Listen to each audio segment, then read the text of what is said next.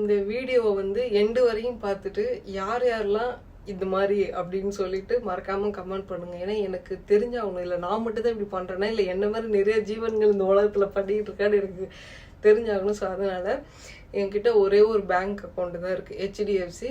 ஏன்னா சேலரி வாங்குறேன், but salary வாங்கணும்னு இஎம்ஐ அது இதுன்னு பறந்துருது ஃபாஸ்டா. எந்த வழி வந்ததோ அந்த வழி கரெக்டா பறந்துருது. இப்போ பேலன்ஸ் கூட 16 ரூபாயோ 17 ரூபாயோ அவ்வளோதான் இருக்கு. லோ பேலன்ஸ்னால லோடு கூட காட்ட மாட்டேங்குது. ஆனா என்கிட்ட ஜிபே இருக்கு, பேடிஎம் இருக்கு, ஃபோன்பே இருக்கு. உங்ககிட்டயே மணி இல்லை, நீ எதுக்கு இத்தனை ஆப் வச்சிருக்கேன்னு தானே கேட்குறீங்க. இத்தனை ஆப்பு மணி அனுப்புறதுக்கு இல்லை, அடுத்தவங்க கிட்ட இருந்து மணி வாங்குறதுக்காக வச்சிருக்கேன். திடீர்னு ஃப்ரெண்டு கால் பண்ணி எனக்கு மணியில் ஒரு 1000 ரூபாய் கொடு அப்படின்னா அவள் அப்போதான் அறிவாளியா செயல்படுவா. என்கிட்ட ஜிபே இல்லை, ஃபோன்பே தான் இருக்கு அப்படின்னா இல்லை என்கிட்ட ஃபோன்பே இருக்கு, நீ அனுப்பு. அப்போ எனக்கு என்ன திரும்ப தோணும், நீ படிச்ச ஸ்கூல்ல நான் ஹெட் மாஸ்டர் அப்படின்ற மாதிரி தோணும். இதெல்லாம் தொழில் ரகசியம் ஐயாச்சாவே உங்களுக்கு சொல்லித்தரேன், நீங்களாம் கற்றுக்கோங்க சரியா.